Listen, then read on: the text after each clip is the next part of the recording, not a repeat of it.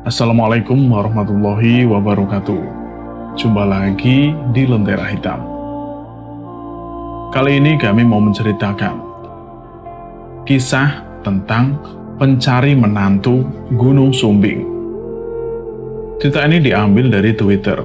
Cerita ini ditulis oleh Vidi Muhammad. Tidak usah lama-lama, kita langsung saja ke ceritanya.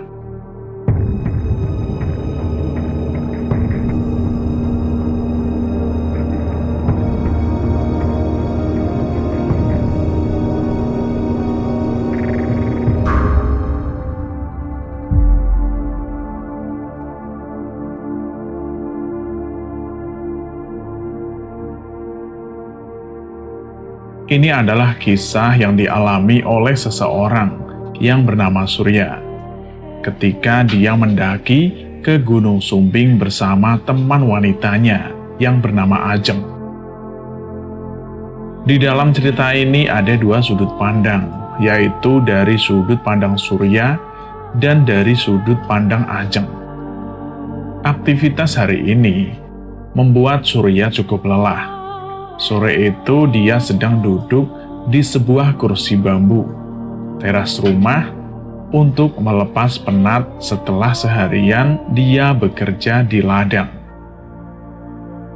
Aktivitas ke ladang hampir setiap hari dilakukan karena Surya sadar dia harus mencukupi kebutuhan keluarganya.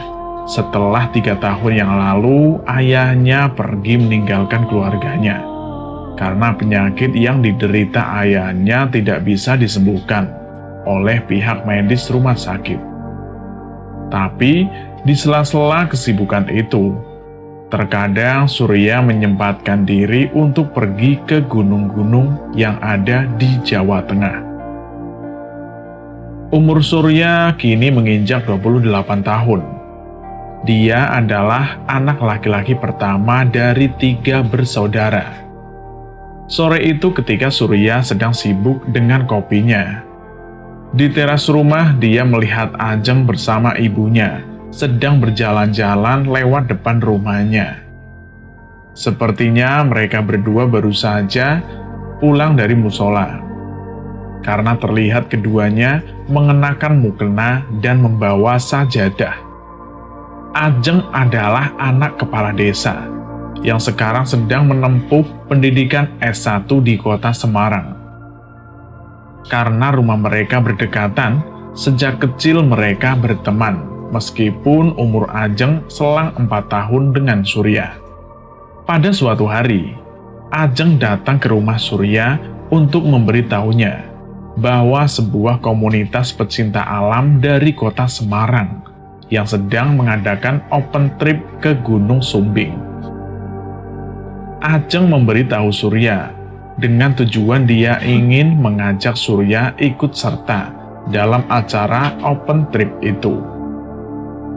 Mendengar kabar dari Ajeng, dia heran sejak kapan Ajeng suka dengan kegiatan pendakian.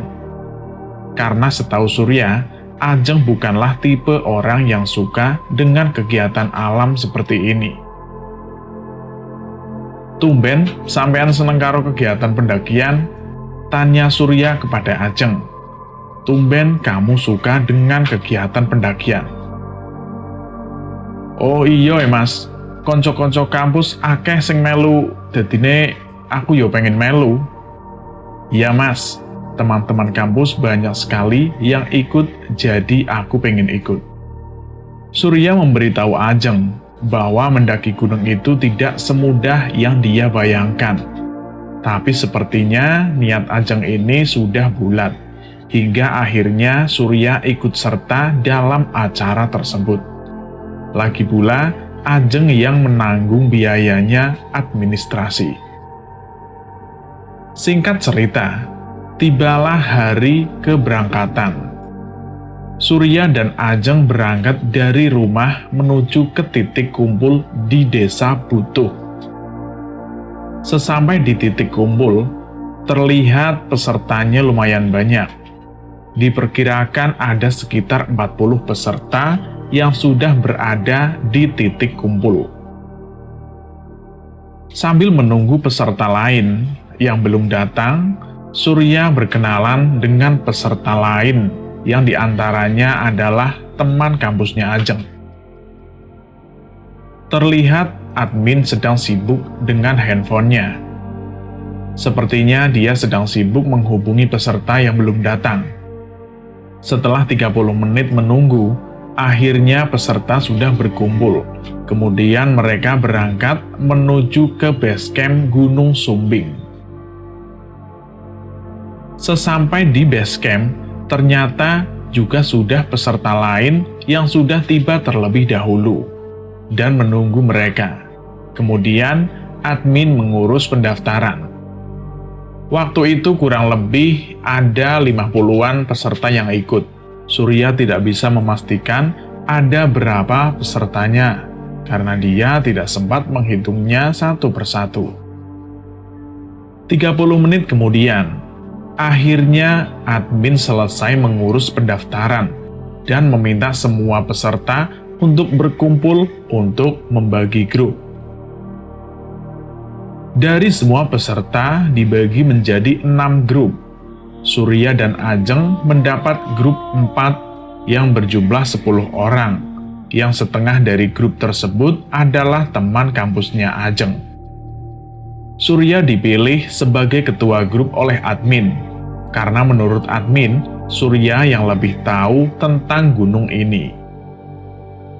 Setelah grup terbagi, mereka istirahat sambil packing-packing, sekalian menunggu habis waktu Isya. Dan di situ, Surya mengobrol dengan salah satu admin untuk berkenalan dan saling berbagi pengalaman mendaki masing-masing. Dia adalah Mas Nanang dari Jogja. Setelah cukup istirahat satu persatu, grup memulai perjalanan. Perjalanan dimulai dari grup 1, disusul dengan grup 2, dan seterusnya. Di grup 4, Surya berjalan di paling depan sebagai leader, disusul dengan 4 orang cowok, 4 orang cewek, dan 2 cowok lagi di barisan belakang. Untuk Ajeng, dia berjalan di barisan nomor 7. Setelah sekitar 1 jam perjalanan, sampailah mereka di pos 1. Sesampai di pos 1, sebagian grup berhenti untuk istirahat, termasuk grup 4 yang dipimpin oleh Surya.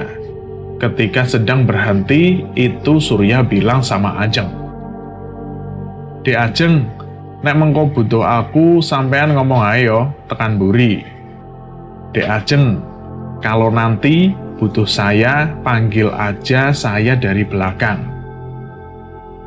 Dengan keadaan yang masih fit, Ajeng mengiyakan kata-kata Surya. Setelah kurang lebih 30 menit istirahat, grup yang dipimpin Surya melakukan perjalanan dan masih menyisakan 2 grup lain di pos 1. Beruntungnya waktu itu cuaca tidak ada tanda-tanda akan hujan, hanya sedikit kabut. Tapi itu tidak mengganggu perjalanan mereka.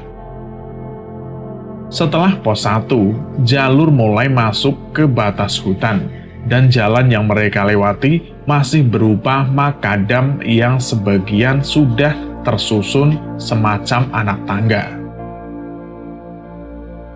Ini adalah kondisi jalan yang paling tidak disukai Surya, karena menurutnya itu sangat menguras tenaga, hingga beberapa kali Surya berhenti untuk mengatur nafas. Sambil berjalan, Surya menunduk.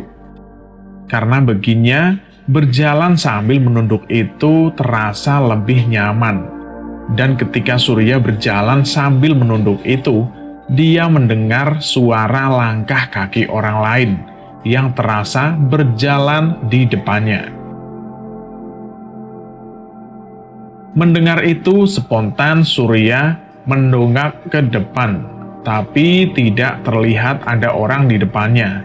Dan ketika pandangan Surya sudah menghadap ke depan, suara langkah kaki yang tadinya terdengar itu sudah tidak terdengar lagi. Dari sini, Surya mulai merasakan ada yang janggal. Dalam hati dia bertanya, "Sopo maing sing krungu mlaku nang ngarepku? Siapa lagi yang dengar suara berjalan di depan saya?" Lalu dia menoleh ke belakang.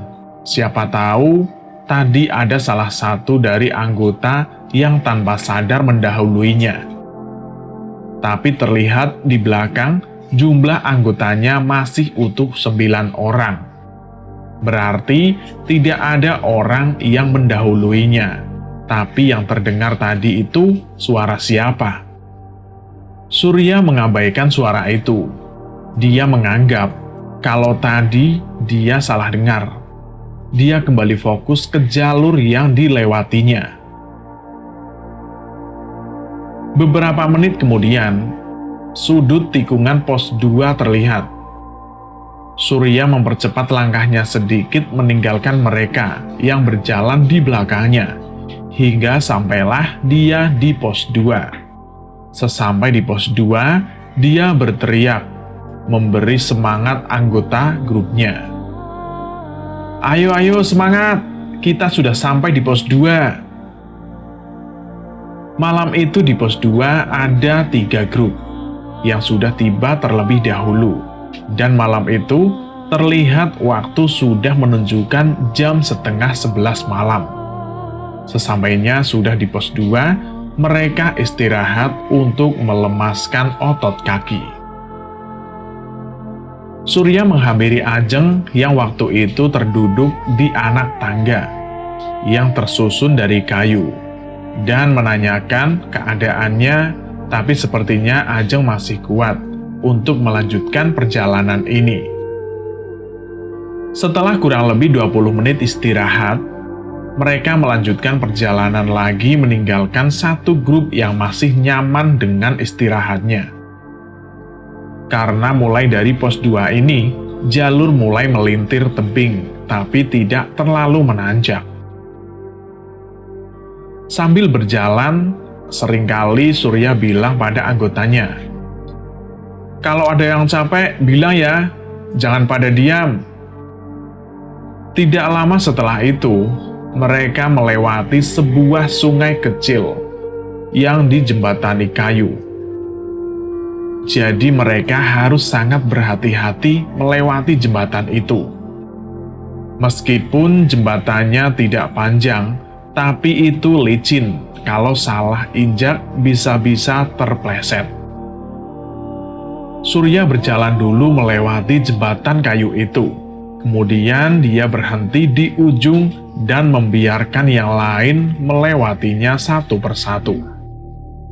Nah, ketika membiarkan yang lain melewati jembatan itu satu persatu, dia merasa ada yang aneh dengan salah satu anggota wanitanya. Ketika satu persatu mereka melewati jembatan itu, sekilas Surya melihat ada satu pendaki wanita yang sepertinya asing baginya, dan sebelumnya dia tidak melihat ada pendaki wanita ini di grupnya. Setelah semua sudah melewati jembatan itu, Surya kembali ambil posisi paling depan, dan sesekali dia memperhatikan satu pendaki asing itu. Ternyata benar, itu memang pendaki lain, dan Surya menganggap mungkin dia adalah pendaki dari grup yang tadi istirahat di pos 2 dan sengaja ikut bareng dengan grupnya. Sesampai di posisi paling depan, mereka lanjut berjalan lagi hingga sampailah mereka di sebuah sungai lagi. Nah, di sungai yang kedua ini tidak ada jembatan. Jadi kalau mau melewati sungai itu, mereka harus melompati bebatuan. Surya yang berjalan di depan bergerak melewati batu itu terlebih dahulu, dan ketika sudah melompat dari batu satu ke batu yang lain, dari arah kanan semar-semar dia melihat ada seorang wanita yang sedang duduk di atas batu di tengah-tengah sungai. Surya tidak terlalu memperhatikan wanita itu, karena waktu itu dia sedang fokus dengan batu yang diinjaknya agar tidak terpleset. Sesampainya di seberang sungai, sambil menunggu yang lain menyeberang, Surya kembali melihat ke arah wanita yang tadi dilihatnya. Dan benar, dia adalah wanita. Dia sedang duduk selonjoran dengan posisi membelakanginya. Rambutnya panjang, sebagian kakinya diceburkan ke dalam air. Surya tidak ingin yang lain tahu. Setelah semua sudah menyeberang, dia mengajak yang lain untuk segera berjalan.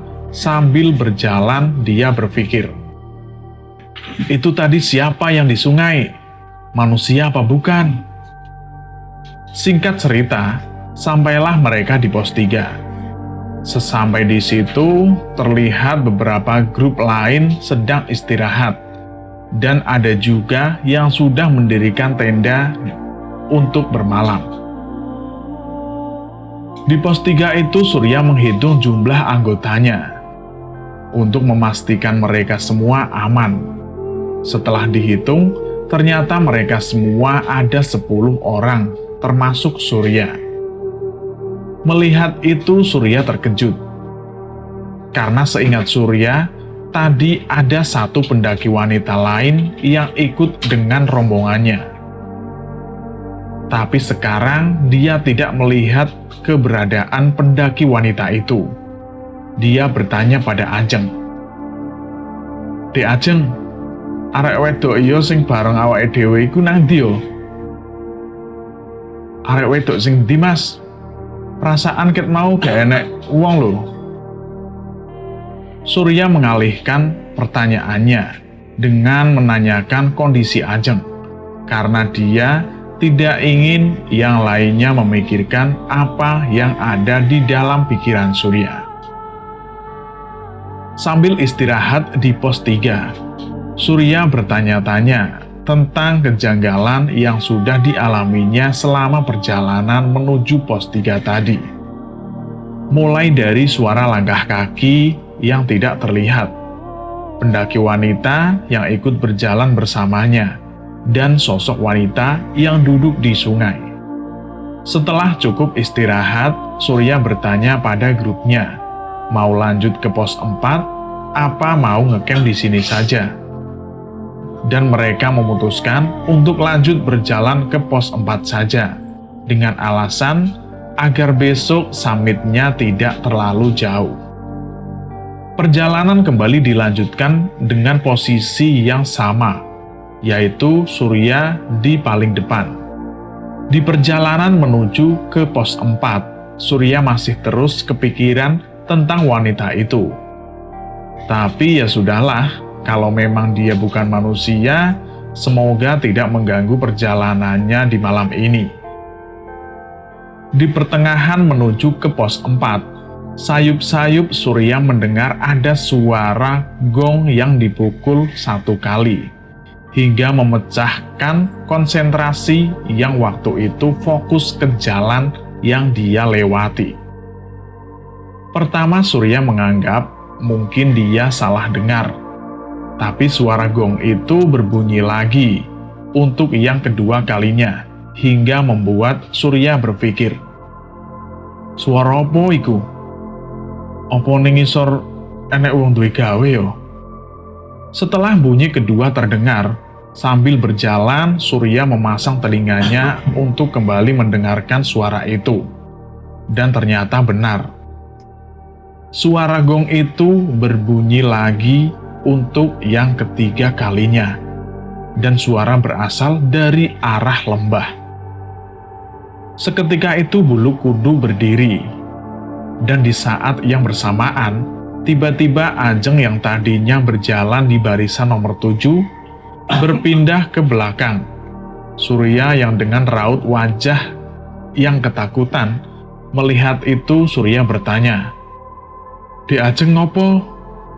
Ajeng hanya menggelengkan kepala dengan tatapan ke bawah sambil berjalan. Semua mata anggota tertutup kepada Ajeng dan Surya. Karena tidak ingin membuat semuanya panik, Surya berusaha menetralkan situasi. "Jalannya jangan jauh-jauh ya. Ayo semangat," ucap Surya dilanjut memegang tangannya Ajeng. Sebenarnya Surya ingin menanyakan apa yang terjadi pada Ajeng. Tapi untuk sekarang waktunya belum tepat. Maka dia menyimpan pertanyaannya untuk nanti menunggu waktu yang pas untuk menanyakan. Perjalanan masih berlanjut. Terlihat Ajeng sudah lebih tenang dari sebelumnya. Entah dia sudah merasa tenang atau masih ketakutan. Singkat cerita, sampailah mereka di pos 4 pada pukul 00.30 dini hari. Terlihat Mas Nanang sedang menunggu semua peserta di sebelah tendanya. Sesampai di situ, mereka mendirikan tendanya yang dibawa masing-masing untuk bermalam di pos 4. Terlihat sebagian pendaki lainnya sudah beristirahat di dalam tendanya masing-masing, dan sebagian lagi masih sibuk memasak makanan. Setelah tenda sudah berdiri, Surya menemui Mas Nanang untuk memberitahunya kalau grup 3 sudah sampai di pos 4. Surya kembali ke tenda yang sudah dia dirikan tadi, dan terlihat Ajeng sedang duduk di dalam tenda Surya dengan posisi jongkok menempelkan dagunya di atas lutut.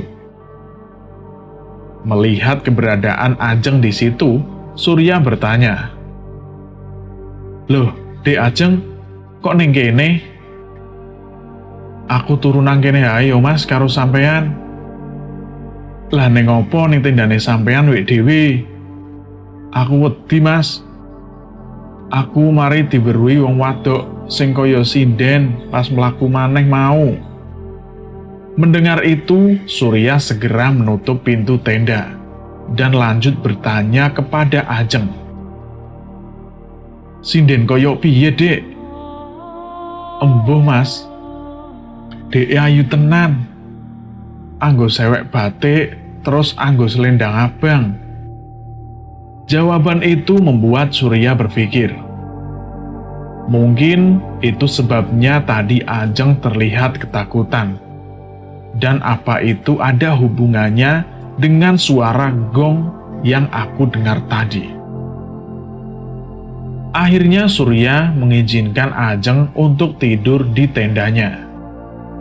Karena tidak ingin membuat suasana semakin mencekam, Surya mengajak Ajeng untuk keluar tenda dan berkumpul dengan teman-teman lainnya. Sesampai di luar tenda, mereka berkumpul dengan yang lain untuk makan-makan dan ngopi.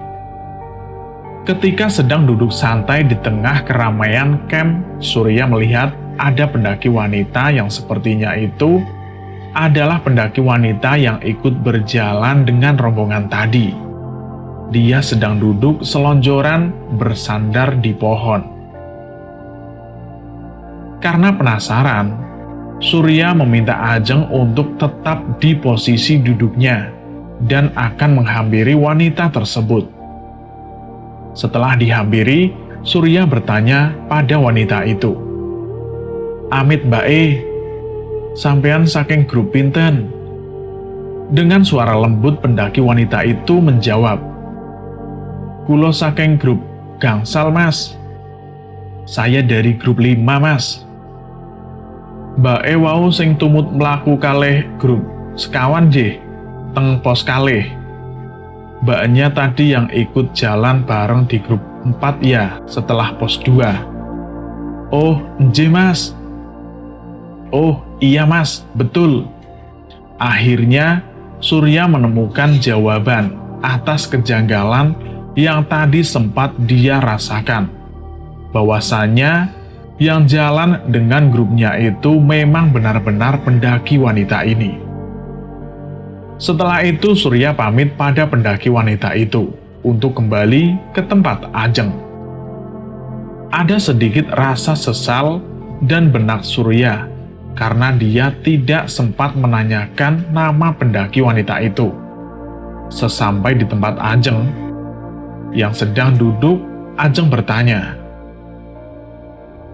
"Sing pas kapan, Mas? Yang pas kapan, Mas?" "Sing mau lho, Dek.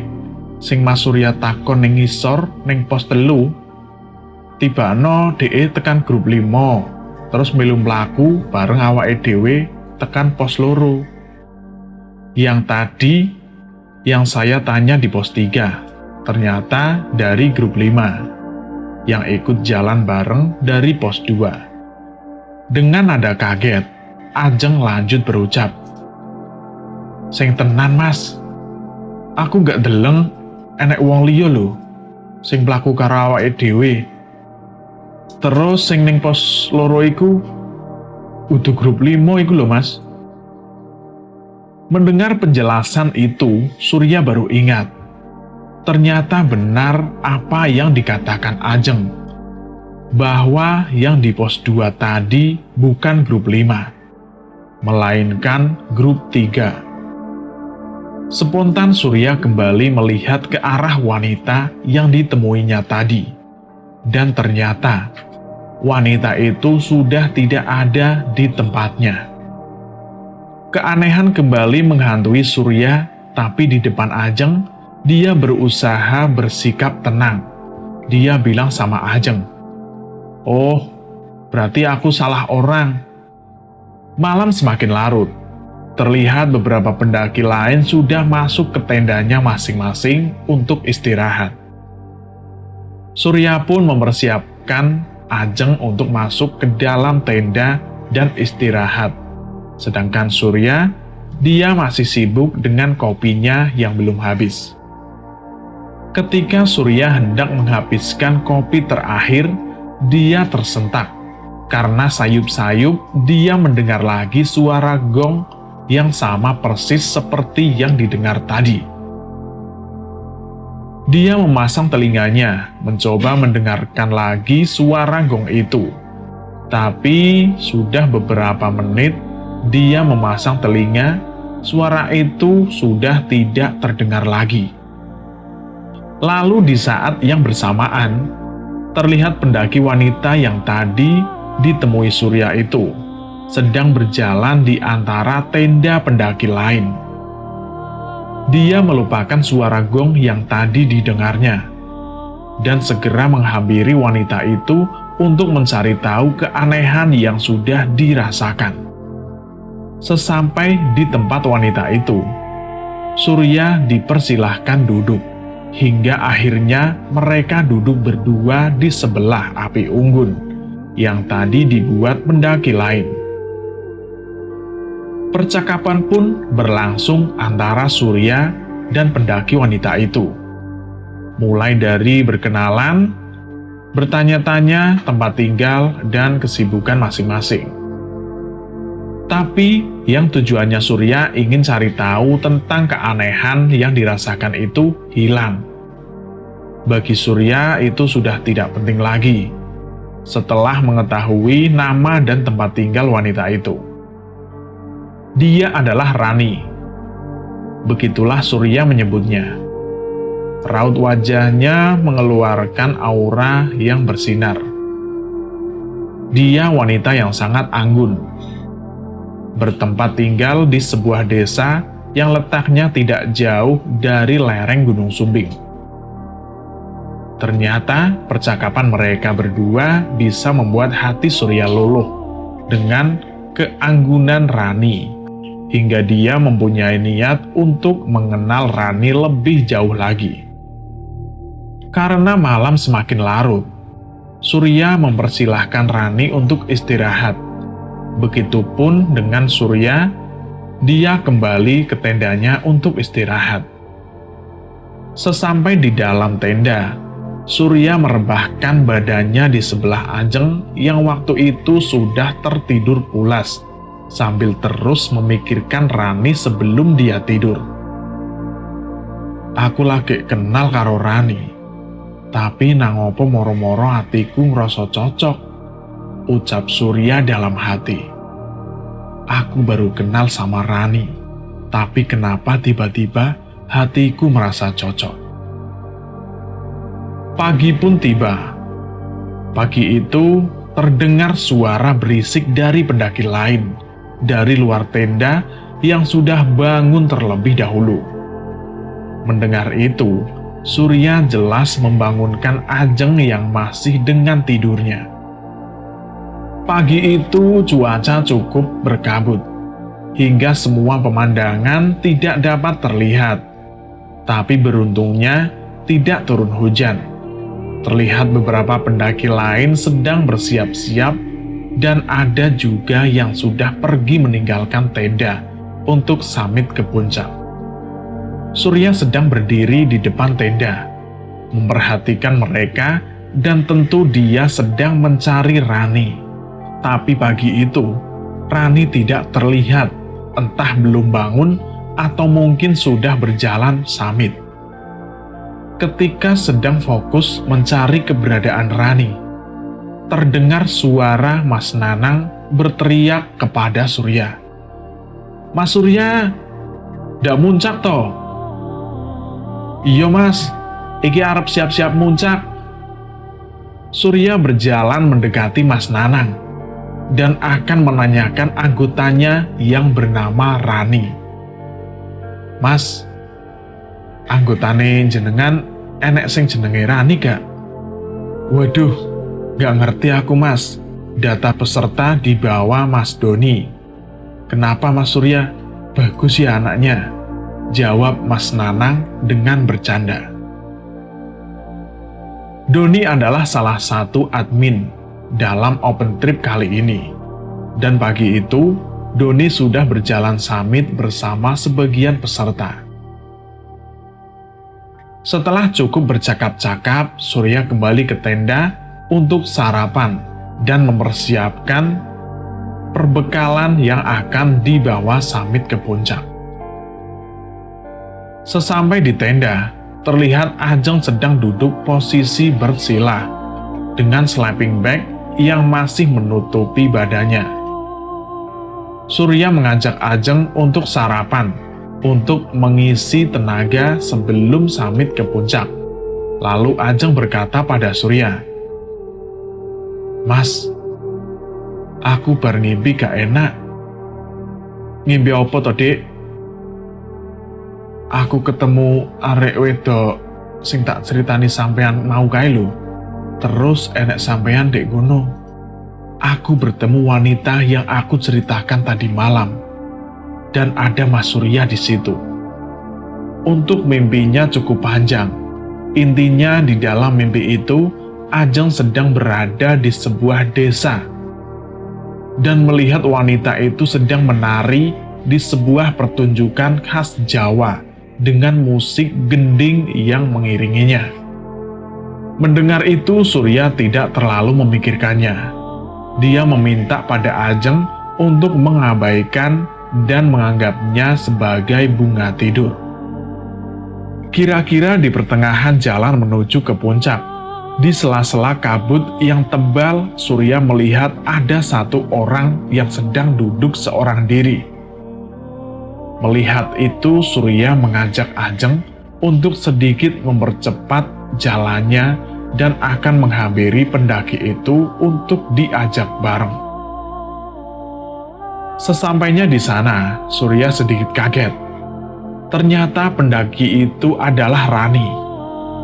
Dia sedang duduk selonjoran dengan kain merah yang melilit di lehernya, menambah keanggunan dirinya di mata Surya. Surya pun bertanya, kenapa dia berada di sini sendirian, dan di saat yang bersamaan, Ajeng menyubit pinggangnya Surya, seakan dia ingin mengatakan sesuatu, tapi tidak ingin diketahui Rani. "Gak apa-apa mas, aku ngenteni koncoku cik ning ngisor," jawab Rani dengan suara lembutnya. "Gak apa-apa mas, aku nunggu temanku masih di bawah." Lalu Ajeng mengajak Surya untuk kembali melanjutkan perjalanannya dengan alasan teman kampusnya sudah menunggu di atas. Surya meminta maaf pada Rani karena tidak bisa menemani menunggu temannya untuk menuruti permintaan Ajeng. Di sisi lain, Surya paham dengan maksud Ajeng yang sepertinya ingin mengatakan sesuatu, tapi tidak di sini. Dengan senang hati, Rani mempersilahkan mereka untuk berjalan terlebih dahulu.